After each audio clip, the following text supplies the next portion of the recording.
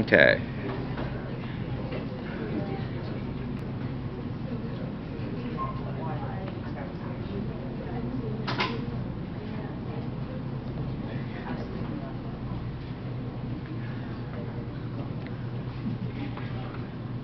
Okay, so what we're up to today is we're going to be finishing up the introduction. And I want to apologize for starting late, but I feel pretty good about adding all these people. And like I said, if they put me in jail for adding all of you, come visit me. I'll lecture from my jail cell. So people have assured me that this is actually common practice, and we've got plenty of empty seats. So we'll see if it stays that way. So add-drop issues I think are taken care of at this point. I hope so. Blackboard issues. Has anybody been having problems with Blackboard? I've heard from one person. How many people have gotten on with no problem? Now, those of you who have your hands up, keep your hands up. How many of you have posted a little bio sketch? Okay, so when you get the moment, it's totally optional, but it helps me find out who's in the class, and I will read what you put up there. I want to find out, if you're willing, post a bio sketch saying who you are, what your interests are, what got you into psychology, where you hope to go with it, whatever you want. But just something so I can know who you are. That's what I hope you'll do. And so Blackboard is up and running. That's good to know. How many people, when you download these, I put them in PowerPoint format and PDF format. How many people prefer PowerPoint? How many people prefer PDF? Okay, so I'll just keep posting both. Okay, no books on reserve yet. Has anybody gotten a book yet? Is it in the bookstore? Okay, good. Well, that was quick. They only hired me a couple weeks ago, so that's good. And I'm hoping to get some on reserve, although I need to get the copies before I can put them on reserve. So they're not on reserve yet. Now, before the first midterm, first exam I should call it, there are 4 chapters that correlate to 4 main topics: the introduction, learning, perception, and attention. We're going to be talking about those 4 things. Now, one of the things you'll notice about this, I talk about them in terms of chapters, but really what I'm doing is I'm presenting lectures on each of these topics, and it jives pretty well with what's in the text. I want to emphasize this again because nobody ever believes me. The lectures are primary. Now, it doesn't mean don't read the book. The book is going to have a lot of relevant material, but I'll be talking about a lot of stuff that isn't in the book, and I'll test on it. I'm going to be talking about the stuff that I think is most important. So one of the things I suggest is when you're studying, and it's up to you how you want to do this. You know, I'm going to put my PowerPoints online so that you can use those, and I'm going to try to get them always up before my lecture. So I suggest that when you actually open the book, even if you're reading ahead of me, that you actually look at what I've posted. It helps, because if you read the entire chapter from start to finish obsessively, I mean, this is what they do at UCSD, you're going to find a lot of stuff in there that I'm not going to hold you accountable for. At some point in the near future, I'm going to post a list of what you don't need to know, and that'll help you pare things down. But what you really want to, if you really want to maximize your chances of getting questions, make sure you study the stuff in the book that's related to what I'm talking about. So if I'm up here talking about methods for studying the brain, I haven't done that yet, you want to read the section on methods for studying the brain. If I'm up here talking about classical conditioning, you want to read parts on classical conditioning with an emphasis on what I'm focusing on, because I'm trying to pick out the stuff that I want you to know that I think is worth knowing the most. So it's not don't open the book. Please open the book. But remember, the lectures are primary. The book is here to supplement what I'm talking about, to clarify. I see a hand up. Will there be questions on the test that are only from the book and you didn't cover it? Yeah, and what I said in the syllabus is up to 30%. But what I would say is it's probably going to be less than that. And even and for the ones that are just in the book, they will still be, the intention is to have them closely yoked to the things I'm talking about in here. So if I talk about it in here and you read the section, that should put you in, I mean, no guarantees, but that should put you in good shape. Other questions? So I think it's pretty straightforward. I'm really hoping that you get some very memorable experiences. Now, I know there are individual differences in terms of how people study, and also in terms of how people take tests. So some of you are what you might call visual learners. You're the kinds of people who like to look at the pictures, who love to see the videos, who want this stuff to come alive in terms of a presentation, in terms of pictures, images. And then there's others of you who are the kinds of people who like to see the roadmap. You know, you want the instructions. You know, step 1, know this. Step 2, know that. And you tend to be the people who open up the book and read it, and yeah, you got to come to lecture, you got to look at the slides, but for the most part, you just like to read about it. And then there's a third class. I mean, there's all sorts of individual differences in this. There's a third group, it's a smaller group, which is oftentimes, show me the equation. I want to see the mathematical equation. But anyway, I would just get a sense how many people are the first, second, or the third type. How many people would think of yourself as maybe the first type? How many people maybe the second? See, pretty well down the middle. How many people maybe the third? Okay, are you a math student or physics? Okay, but anyway, we've got the individual differences here, and there's other types as well. And so the point is one of the things you'll notice about this is that the book, it's kind of there for the reader. I mean, yeah, for the rest of you, you're going to say, where are the pictures? Well, the pictures, the images are in the lectures. The book itself is not the most beautifully illustrated book. There are lots of things that I think are good about the book. But for those of you looking for the pictures, it's dry. The lectures are intended to bring this stuff to life for the rest of you. And I'm one of the rest of you, by the way. Or at least I'm in this kind of visual learning group. And so I take this book, which has been popular in some circles, but not so popular among those of you who are visual learners. So I'm trying to provide the pictures that go along with the reading, on top of my own explanations and on top of my own material that I think is important. You can give me feedback at any point that's anonymous. I can't remember I think I've set it up. There's a place on the discussion board on Blackboard where you can provide anonymous feedback. As long as keep it nice. But if the pace is too fast or too slow, I may even post polls at some point. I want to know. If there's some glaring thing that's happening that I don't know about, I want to know about it sooner rather than later so I can adjust. So if you feel like, I see a hand up. Sorry, I was wondering if there's any way the PowerPoint can be posted a little bit earlier. Yeah, I intend to. The last couple times it's been a problem, but my hope is to get them posted a couple days ahead of time. Yeah, I realized I got them up this morning, well, probably around 9 o'clock or so. It's later than I wanted to have them up. And so the answer to that question is yes. And you can, and there might be some days where I can't do it, but I think for the most part, as I think about how I'm going to cover it, I shouldn't have any problem getting all this stuff posted well in advance. And if I don't, then I'm sorry. But I'm pretty sure I can meet you on that one. Anything else? Okay. Office hours are going to be today again, as I mentioned before. I have office hours right after class at West Commons. I might change the location of that in the near future. We had, one person come last time and had a good discussion about something pretty unrelated to what we're talking about in here. It's okay if you want to talk about graduate school, future. Priority goes to material in the class, but I welcome people coming and talking. I'm not going to charge you my hourly rate, which is too expensive. But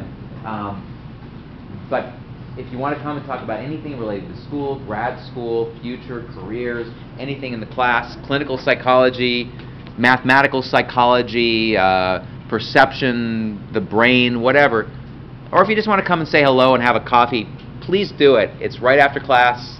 I usually stay about an hour. If nobody's around, I sometimes leave earlier. And if people are around, I'll probably stay later. Okay. And is there anybody in here who has a problem with that office hour? There was somebody last time. If you want to schedule other appointments, oftentimes I can schedule other appointments. I'm hoping that once I get rolling, I can have some during the day. Unfortunately, I've got a commitment at the VA hospital in La Jolla for the first few weeks of this, and I'm hoping that I can drop that off and then show up early, and if people want to meet earlier, they can. Okay, reading strategies.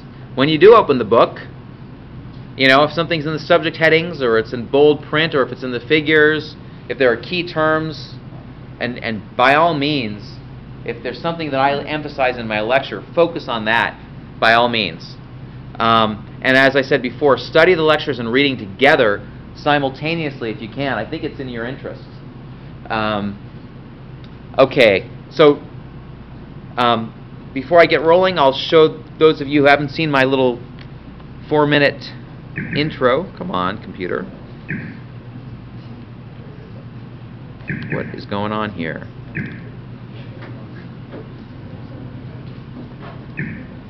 Okay, time for the tablet, folks. Okay.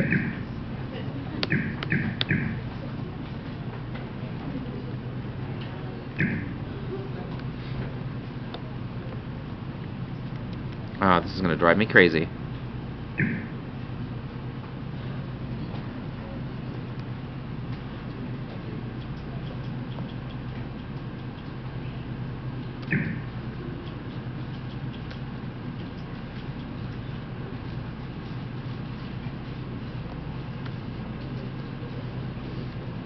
Okay. Now, where I was with this last time, I've got a lot of video stuff that I'm going to show you today, but I want to give you sort of, I was talking last time about sort of his history of all of this, and since we're talking today about learning, this is a good time to talk about what preceded what we call the cognitive revolution. And so I want to say a little bit about history before I segue into the main part of the learning lecture, which is going to have to deal with some classic learning issues. There's going to be some parts of it that jibe pretty well with the book, and some parts that are going to deal more with history of the whole approach before the cognitive revolution, some of the political issues that came about, some of the clinical applications of some of the behavioral stuff that you've probably already been exposed to. And so this is the intro supplement. This is what I posted last time. And so I'm going to go through this rather quickly, if my computer decides to help me out here.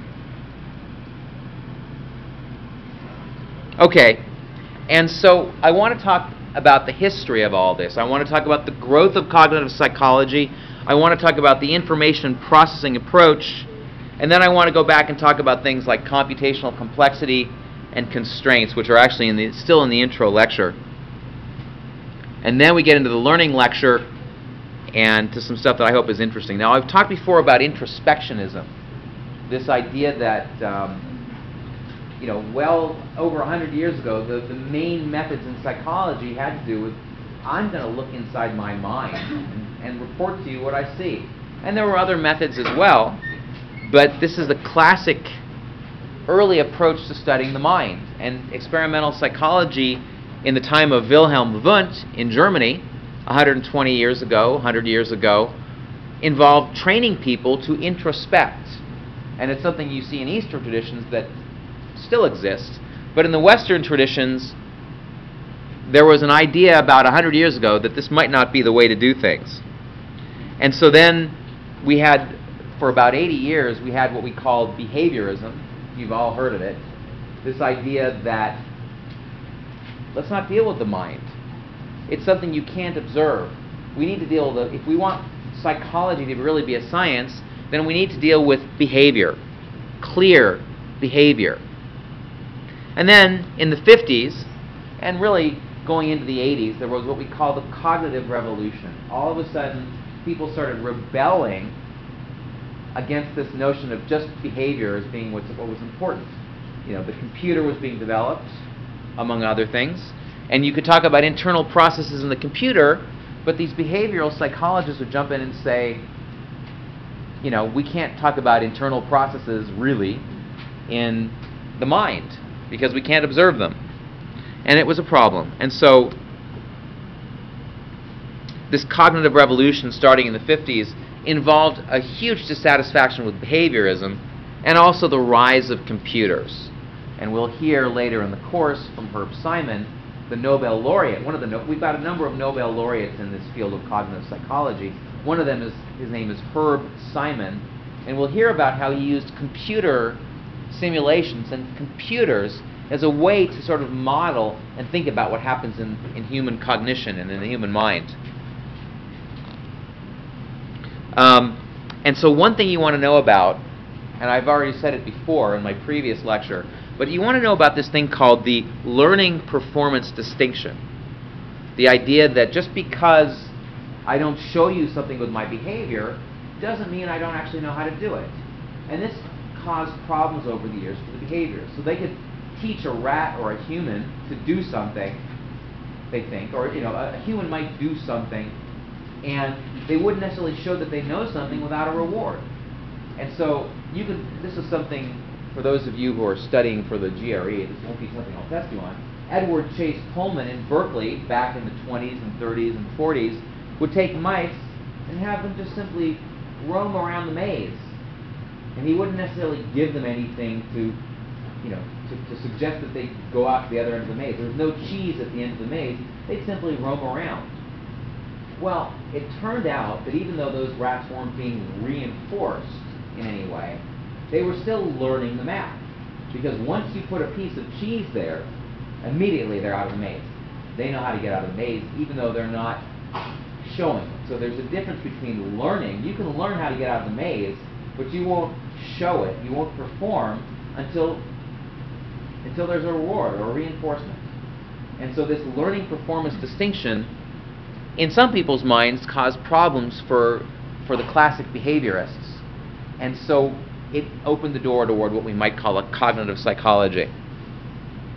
And so the other idea was that there were certain complex behaviors, things like language, which are enormously complex, that a lot of people thought didn't really account for, you couldn't necessarily explain this by trial and error behavior or simple behavioral models. We'll talk more about this as the class goes on. And of course, the rise of computers. The idea that all of a sudden we could talk about internal processing. If we're going to talk about internal processing in a computer, why not use that as a metaphor for the mind? Or rather an analogy for the mind. And so this is the history of it. Now, the introspectionism was in the late 1800s. Behaviorism was in the early 1900s, and there were a number of things about this mindset that I want to talk about, partly because we're talking about what came before, and also because we're going to get into learning. And one of the people who loomed large in terms of learning theory was John B. Watson. 100 years ago, actually 1912, he had radical pragmatic ideas, and he also talked about things like conditioned emotional responses. He didn't want to talk about cognition, but he wanted to talk about just measurable behavior. And today, 100 years later, we look back at the behaviorists and we say, what were they thinking? How many people, when you heard behaviorism, thought it was pretty boring? How many people thought it was pretty interesting? Okay, well, how does change? How many people were kind of medium on it?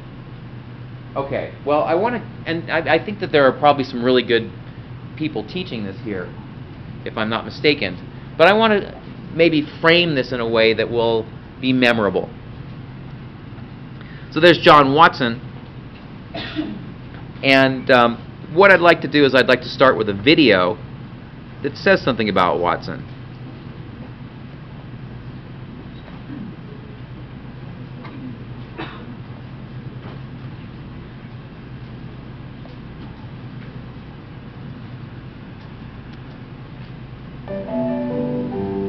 But not everyone believes that biology is destiny. For many scientists, it's your experiences in life that count. Your upbringing, your education, your environment. Chief among these scientists is psychologist John Watson, who offers a theory that is the mirror opposite of eugenics. This was the heyday of hereditarians and geneticists who said that human beings were constrained by their genetic inheritance. And Watson was saying that this is baloney, that human beings were shaped solely by their environment.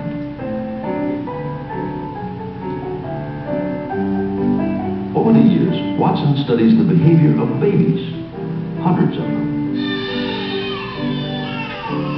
To Watson, we arrive in the world of blank slate, tabula rasa. Nearly everything is learned, even things we think are instinctual, like fear. To prove that environment is more powerful than genetics, Watson designs an experiment for an infant known as Little Albert. He's so confident, he films it for posterity. At first, Albert shows little fear, even when Watson places a burning newspaper in front of him.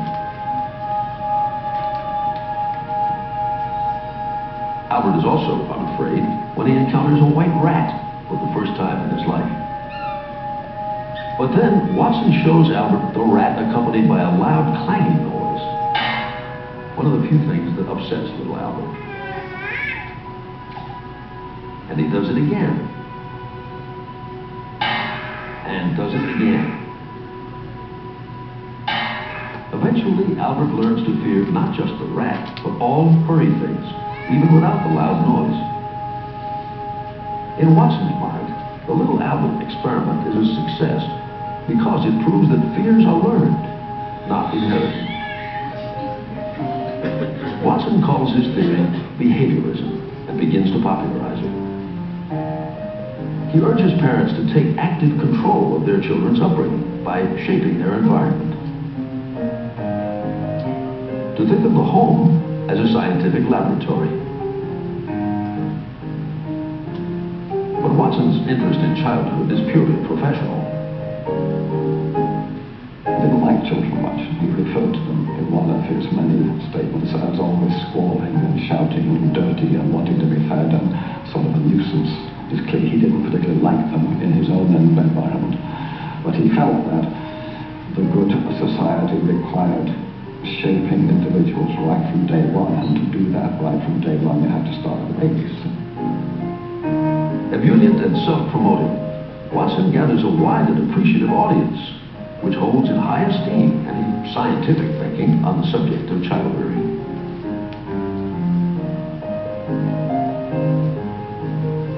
Science was increasingly important in the popular mindset.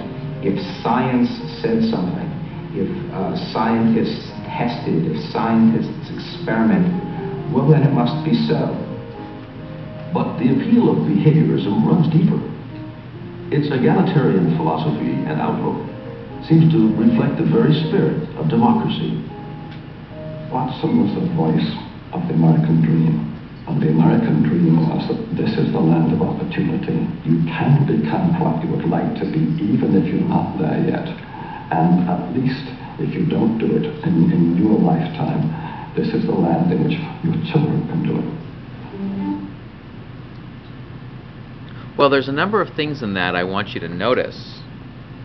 I think it's a pretty good introduction to what Watson was all about in one sense. In the sense that he's pointing out that what came first were what you would call hereditarians. And to put it mildly, they were a problem in the sense that they came, I mean, especially in today's terms, they thought, especially they were white Western Europeans, typically men, who thought that their own demographic was superior. And they felt that through things like social Darwinism and other things, that they were in fact, through genetic and divine intervention, the ones who were meant to run the world and be at the top, so on and so forth. And so Watson was radical in any number of different ways. He was not only suggesting a science of behavior, and he was also challenging the social order. He was saying, look, I don't think it's about genetics and your God-given superiority. I think that if we actually get scientific, I mean, we all have opinions, but if I go and I actually measure behavior and I measure learning, that what I'm going to show is that it doesn't make any difference what your genetics have you say. There's no great gender or race. And so he was truly egalitarian. And if you think about the times, he lived between 1878 and 1958, a number of things to say about Watson. He was clearly not a cognitivist in terms of what we're talking about in this class. He was interested in behavior, not about thinking, not about thoughts. And so in one sense, and I think your book also makes this claim, is that he had a negative impact on the development of cognitive psychology. Because before that, people were introspecting and looking at what their thoughts were, or they were at least talking in mentalistic terms. And he said, I want to make this a physical science like other physical sciences. We're going to study behavior.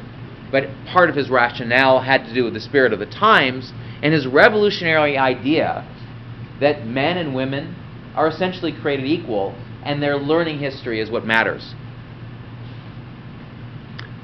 It was what we would call a stimulus response psychology. In other words, something happens and it elicits a response in the animal, and then there's a consequence. And that consequence is essentially what evolves in some behaviors versus others. And he wrote the Behaviorist Manifesto. Now, some of you have heard that term manifesto before, oftentimes with revolutionary documents. Well, this was truly revolutionary. The Behaviorist Manifesto, gosh, it's 98 years ago. It's funny, when I was an undergraduate, I knew people who were alive when this thing came about, which is sort of humbling. And he also wrote Psychology as the Behaviorist Views It in 1913, Behaviorism in 1924. So he was really a creature of the 10s and 20s. So basically, an extraordinarily influential person 90 to 100 years ago. And if we think about what was happening 90 to 100 years, well, let me just finish. This is a quote from him. Psychology, prior to Watson, has failed signally to establish itself as a natural science. Psychology should be a purely objective branch of natural science. So he's thinking, look, let's look at behavior. The behaviorist, this is still Watson, recognizes no dividing line between man and brute. The behavior of man forms only a part of the behaviorist's total scheme of investigation. And so this behaviorism stuff, however we look at the world now, had a reason for existing in those times in terms of egalitarian ideals. Anyway, more of what he said. What we need to do is to make behavior and not consciousness the objective point of our attack. Well, it's especially interesting 100 years later that people are now getting interested in consciousness again, and I think for good reasons. But back then, it was a different consciousness. And so Watson is saying, let's make a natural science. And let's not talk about all this cognitive, mentalistic stuff. Psychology's theoretical goal is the prediction and control of behavior. This is Watson. And I've already shown you the video. But so you got a sense of what he was up against, but I want to make really clear what he was up against. This is Herbert Spencer, who was a social Darwinist, who suggested, he was one of the most famous of the time, he actually wrote a book on psychology as well, suggesting that essentially white men were the pinnacle of evolution, and so that's why they had risen to the cream of, to the top of society, and that this was essentially biological destiny compared to the inferior genders and inferior races that didn't achieve such success. We're successful because of evolution. Evolution has selected us to be at the top. And you can see Watson had something very powerful to oppose in this, saying, look, let's stop talking about consciousness and intellect. Let's start talking about what we can actually observe. And the actual Times mirrored Spencer's view of the world and not Watson's. You saw poverty, classism, and racism. Now, these things still exist, but this definitely defined the time. How easy it is to say that those poor people on the street are just genetically inferior. Evolution is taking its due course by selecting them out and us in. Not Watson's view, but the social and I don't mean to I'm not arguing against the theory of evolution, but the social Darwinist ideas of 100 years ago were truly daunting in terms of today's view of things. You had classism, racism, sexism. It was basically certain groups were on the outs.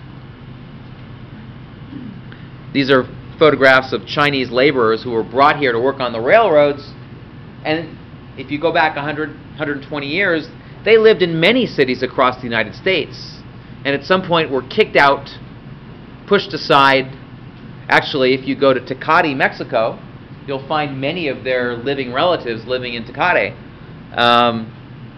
But they were brought here to build the railroads, and then they were essentially persona non grata. We need to get rid of these inferior races, these races that haven't evolved as strongly. And so you can see what Watson was up against. Watson was not of this mindset. The Ku Klux Klan was at its pinnacle of force 100 years ago in 1912, when Watson was forming his revolutionary ideas. So you can imagine who else was against what Watson was up to. The women's suffrage movement was finally starting to be heard, but it was still quite an issue at the time. Let's talk about Native Americans. In 1912, I believe this is Wounded Knee, massacres, carrying on into the previous century, mass graves after massacres. The legacy of this country's expansion oftentimes meant broken treaties against savages in their mind's eyes. You had a growing world of people thinking that they were measuring intelligence and suggesting that certain types of people had superior intelligence because of genetic reasons. Now, I don't know if you can see this, but if we look at this, this was actually a serious document that was spread, ostensibly measuring intellect. So again, this is what Watson was fighting against. It wasn't just he was dealing with hereditarians. He was dealing with quite powerful ideas, and so you can see why he's saying, let's get scientific. Let's measure what people are truly capable of. So this is a not entirely scientific list of intelligence compiled by somebody 100 years ago. At the top of the intelligence scale, in terms of superior intelligence, you have commissioned officers. Then you move down, you have commissioned officers. Then you have Negro officers, privates, England, Scotland, the White Draft, Holland, Canada. Any Canadians here? Oh, okay. Canada, Germany, Denmark, Sweden, Norway, Ireland, all foreign countries. So that's the rest of you. Turkey, which I guess doesn't count as a foreign country. Austria, wow. Northern American Negro, so below the Russia, Greece, Italy, Belgium, Poland, and then the South American Negro. So the people who drew this graph were serious. Now, they weren't the best scientists, and you can imagine the level of prejudice that was out there. So when Watson showed up on the scene, it makes sense that maybe a cognitive psychology wasn't what the doctor ordered. What was required in his time was not explorations of thinking and consciousness, but what can we truly objectively measure? And this was revolutionary in that he's saying, let's be real scientists. Let's see what people are really capable of. And here's what he thought would be the answer. Again, revolutionary. Maybe you've already heard this quote before, but I'll read it again because it bears hearing in the context of the times. Because when we read it today, 100 years later, oftentimes we resist it and say, well, gosh, give me a dozen healthy infants, well-formed, and my own specified world to bring them up in, and I'll guarantee to take any one at random and train him to become any type of specialist I might select. Doctor, lawyer, artist, merchant, chief, and yes, even beggarman and thief, regardless of his talents, penchants, tendencies, abilities, vocations, and race of his ancestors. And so you hear this, maybe you read this in a textbook and you think, oh, well, that's great. But think about how revolutionary it was to say this 100 years ago. And think about the spirit of the times then and why it required a behavioral approach as opposed to a cognitive approach. You needed, 100 years ago, the world needed behaviorism, I think. More. I'm going beyond the facts and I admit it. But so have the advocates of the contrary, and they have been doing it for many thousands of years. Please note that when this experiment is made, I am to specify the way that children are to be brought up and the type of world that they have to live in. By the way, who's heard that quote before? Only a few of you. This is one of the classic quotes of psychology, of behavioral psychology. And when you come across it, oftentimes you think, well, that's just interesting. But put it in historical context. Put behaviorism in historical context. Even though today, 100 years later, it may seem dry to many of us, when we see it within the social context, you see why Watson, as both an egalitarian and as a scientist, focused on behavior and not cognition. More from him. Now, you saw in the video that he didn't particularly care for children very much, and yet he had a lot to say about how to raise them. So I thought I'd share some of this with you. Never hug or kiss them. Great. Never let them sit on your lap. If you must, kiss them once on the forehead when they say goodnight.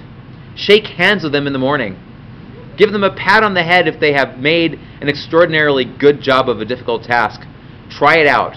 In a week's time, you will find how easy it is to be perfectly objective with your child and at the same time kindly. You will be utterly ashamed at the mawkish, sentimental way you have been handling it. And yet, this is the age of science. He's thinking, I want to find out what works with children. And when he started thinking about it, he started thinking about it in terms of things like reward. You know, essentially, he didn't give up on the theory of evolution, even though he was challenging the social Darwinists. He's thinking, if I want something to come about, I have to reward it. If I want it to go away, maybe I have to punish it, or at least I have to ignore it. And I can pretty much bring in any behavior I want based on behavioral principles. And that this is maybe the way that we should raise our children. And so we've talked about Watson's radical pragmatic ideas. Now, one of the things that was radical and pragmatic and is interesting to us as we move into the world of learning, we're still in the introduction, but he started showing that, look, a lot of what humans do, a lot of their suffering can maybe be explained in terms of learning. And one of the things that he was interested in was fear. And of course, there were all these ideas about what fear might be around thinking, cognitive sorts of things. They didn't call it cognitive back then. But he wanted to suggest that fear is essentially something that can be learned. And so he went into the business of conditioned emotional responses. Just out of curiosity, how many people have heard of these before? How many people have heard of Little Albert? Okay, and how many people have seen the video of Little Albert? Quite a few of you. What's that? What did you watch it in? Oh, no, we watched it here, but there's more. Okay, there's more Little Albert, folks. You think you're going to get by with just one video of Little Albert. We did just watch it. Great. So if you didn't raise your hand, we got problems. Okay, pay attention. No, okay, that's a mentalistic concept. So let's see. Here we go. I want to show you more about Little Albert, and I want to walk through this thing with Little Albert. Now, in this video, we're going to see Watson and his then mistress, Rosalie Rayner, who, by virtue of this affair, this was the end of it, Watson's academic career. So this is one of the last things that Watson did as an academic psychologist, because back in the day, you couldn't do this. It was just the end of your career. Sleeping with a graduate student, you can't do that anymore. You can't do it now either, but I'm not recommending you try this, by the way. But I want you to... Oh, wow. I'm getting... What size shoe do I eat? Okay. So now, here we go. I want you to watch this. I'll stop it. You're going to watch this, and then we'll talk about it. But I want you to pay attention to things like generalization and such. Okay, here goes. Here is little Albert prior to conditioning. As you can see, he is not afraid of the rat. 5 days later, we see little Albert after his conditioning. His fear of the rat is readily apparent. His fear generalized to other furry objects, such as this rabbit. Generalization also occurred to a fur coat and to a Santa Claus mask worn by Watson.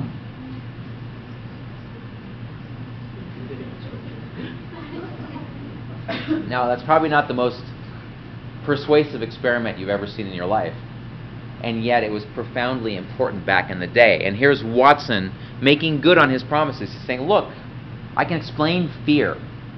I can explain all your suffering about things you're afraid of. It's a learned response. And look, so I take this little baby, take little Albert, and I take something that essentially is either neutral or even, enjoyable, although I don't want to use mentalistic terms. The child is drawn to this rabbit, or at least ignores it. I put a white rabbit, it's neutral, nothing happens. And then what I do is I'm going to pair it. So pair it.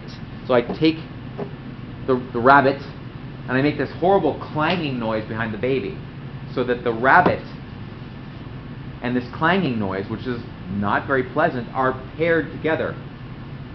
Now I've formed an association. I've taken association. I've created this thing. There's no mentalistic thing going on here, just an association being built. And I do this once or twice or a few times.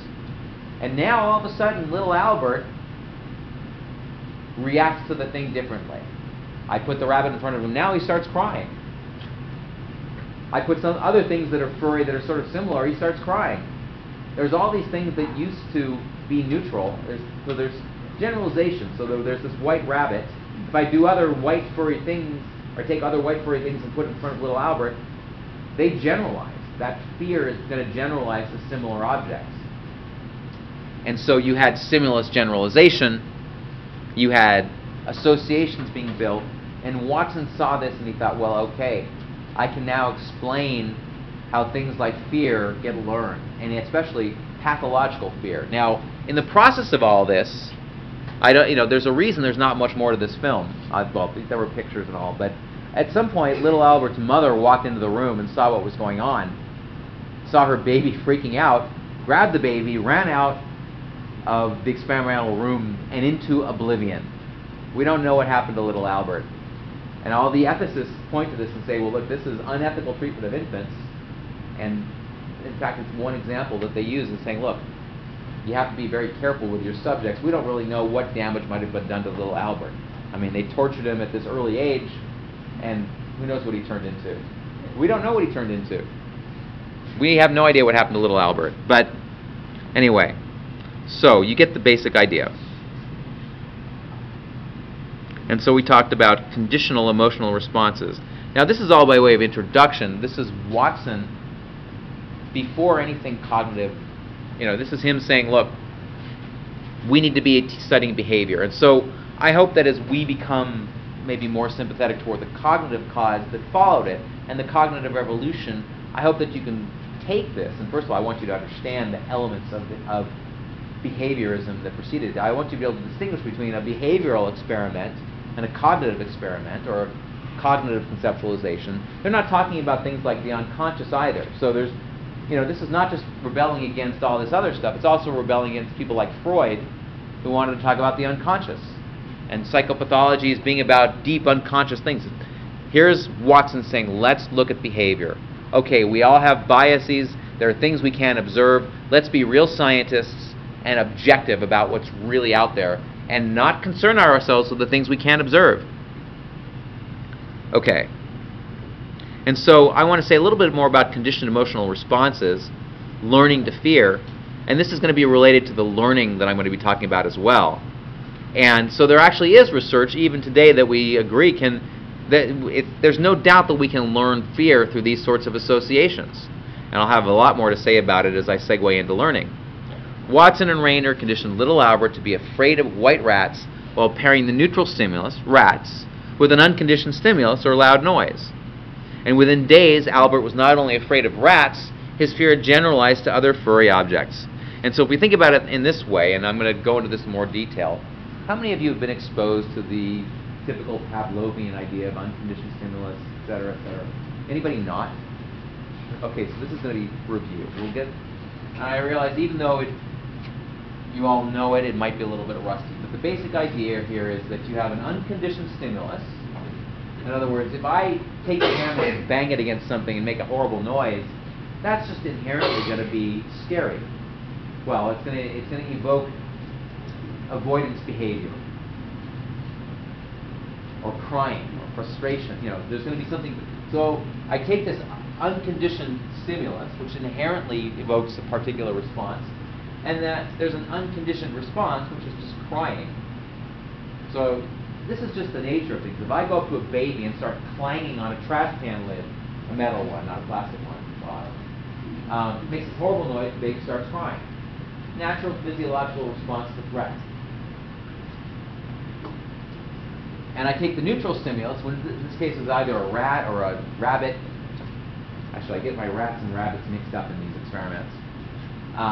And you now pair it with the clanging noise. All of a sudden, you've formed an association. You've taken this previously neutral thing, and now it's associated. So we're dealing with associationism, which goes back. You know, you can go back to the Greeks, but you can also go back to philosophers, rationalists and empiricist philosophers. John Locke, for instance, talked about association. These things go together, and you start pairing these. You pair the clanking noise with this previously neutral stimulus. So you pair the neutral stimulus with the unconditioned stimulus, and you get an unconditioned response from the baby, which is crying. But the point is that as you pair these things together, now all of a sudden this is no longer a neutral stimulus. It's a conditioned stimulus. This rat or mouse, this rodent, whatever it is, has now taken on its own. It's now associated with this other stuff, and so now it's a conditioned stimulus. Such that if you present this conditioned stimulus, you now get a conditioned response. The baby will cry at the sight of this rabbit or mouse or whatever the thing is, because it's associated with, it's previously been paired with something noxious, simple. And so Watson, not entirely aware of Pavlov, puts this out in the world and says, I can explain so much with all this. We don't need mind. We don't need mental. We just have this environment.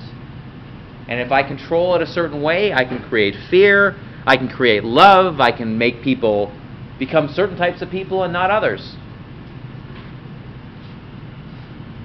Okay, so that's why the behaviorist approach that preceded all this. It had a reason to be there. It had social, political, scientific reasons to be out there, and we'll get into operant conditioning as well, but this, to understand, this was Watson's ideas along with other behaviorist ideas became powerful because they really meant something at that time. They still have power. There's still a lot of behavioral approaches to understanding psychology, understanding behavior, and yet by the 1950s the shortcomings of this became evident. You know, they didn't want it. People started to get dissatisfied, even though they wanted to be scientific. You could be I can be scientific and look at an old radio, and I can infer processes within the radio that I can't directly observe. Well, I want to be able to do that with people as well. I want to be able to talk about the thing's cognition, some mediating variable, and behaviorism doesn't let me do that. They're very upset about talking about anything mentalistic, and yet, or anything that you can't observe directly, and yet, so you have the cognitivists saying, well, look, as valuable as the behaviorist approach has been in terms of creating a science of behavior, we think we can expand this science of behavior to include cognition, thinking. And so that, hence the dissatisfaction with behaviorism and all the stuff I've talked about.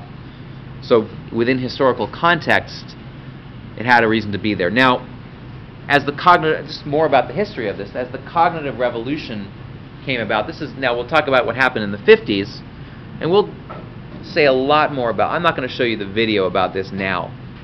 I'll show it to you later. But there was part of it is Donald Broadbent in England in the 50s was interested in studying attention. And if you think about it, you can't see attention.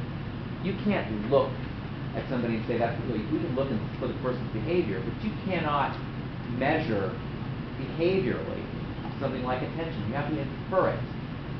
And Broadbent wanted to study attention, and he did a classic experiment with dichotic listening, and he was also a computer scientist type person, and so people started in England started talking about information processing. And this notion of information processing made sense in terms of computers. The behaviorists stream bloody murder. B.F. Skinner, among others, published years later, and then, close to the end of his life, he said, "Look, I'm not a cognitivist. I don't go for all this cognitive stuff." But there started to be a paradigm shift. People started thinking differently and saying, "Well, okay, maybe the mind, the brain, is like a flowchart that you would write when you're writing a computer program." And so the information model, this idea that you've got different elements, maybe there's this information that comes in and it gets... Okay, that's got to go away. Oh my gosh. Okay, that's bad. Is your mama still dressing you funny? Wow. Oh my God.